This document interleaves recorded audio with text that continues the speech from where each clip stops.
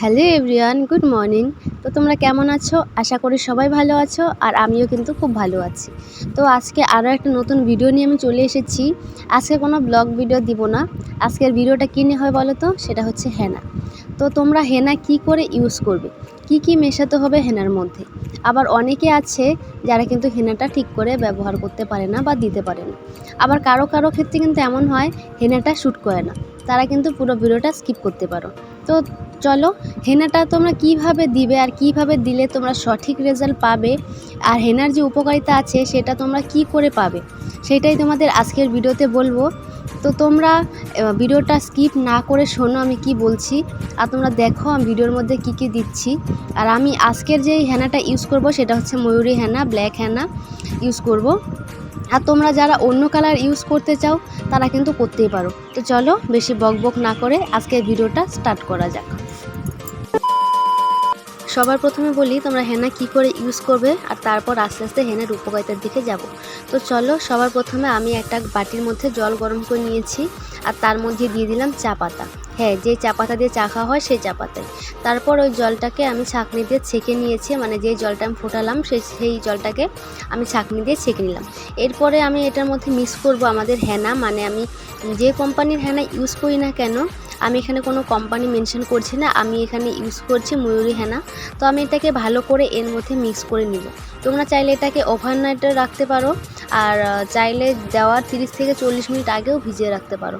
তো আমি এটাকে লাগানো 30 থেকে 40 মিনিট আগে এটাকে ভিজিয়ে রেখেছি, তারপর এটাকে ইউজ করব। আর চুল যাতে রাফ না হয়ে যায় তার জন্য আমি কিন্তু আজকে ভালো কিছু মেশাবো, যেগুলো স্পেশাল রয়েছে আজকের ভিডিওতে। তো আমি এখানে দিয়ে দিলাম দই। এই দইটা আমি রাতেই বানিয়ে রেখেছিলাম, তো এখন দইটা দিয়ে দিলাম।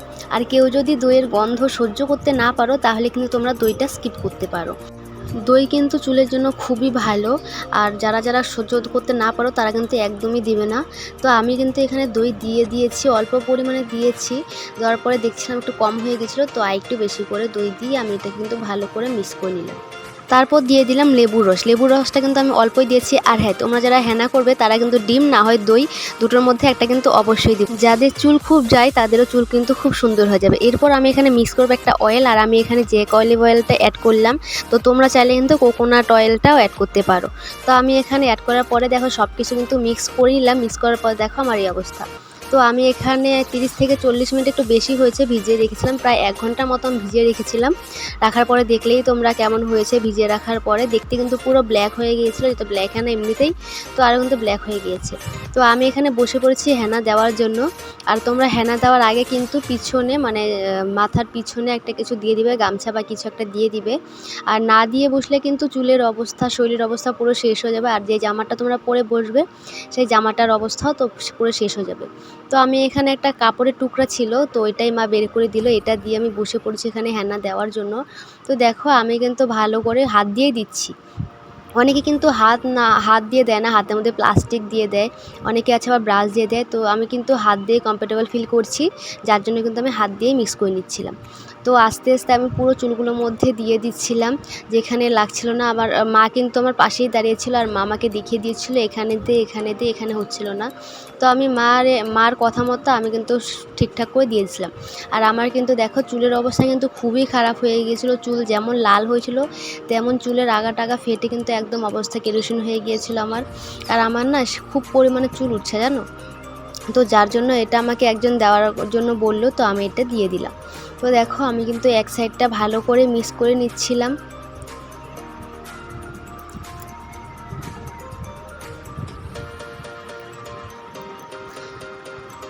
আর আমার দেখো এই হেনা দিতে দিতে আমার শরীরের অবস্থা কি হয়েছে, মানে কপাল ঘাড়ে টাড়ে কিন্তু অবস্থা পুরো শেষ হয়ে গেছে। আর মা আমার সাইড থেকে বলছিল যে কানেরগুলো খুলে রাখতে, কানেরগুলো নাকি কালার হয়ে যাবে।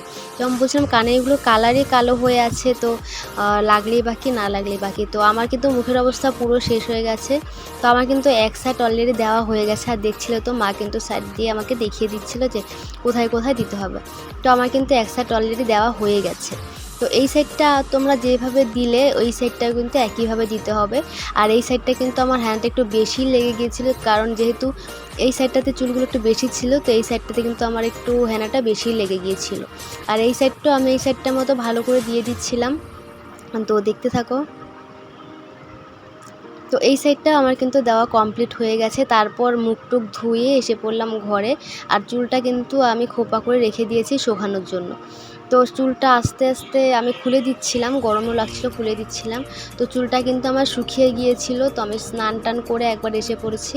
আর তোমরা কিন্তু দেখতেই পাচ্ছ এখন আমার চুলের অবস্থা কি হয়েছে। এখন কিন্তু আমি নিজেই বুঝতে পারছি চুলের অবস্থা আগের থেকে খুব ভালো হয়েছে। আর চুলগুলো সিল্কিও হয়েছে। আর আগে চুলগুলো লাল ছিল, তো এটা দেওয়ার পরে চুলগুলো কালো হয়েছে। তো চলো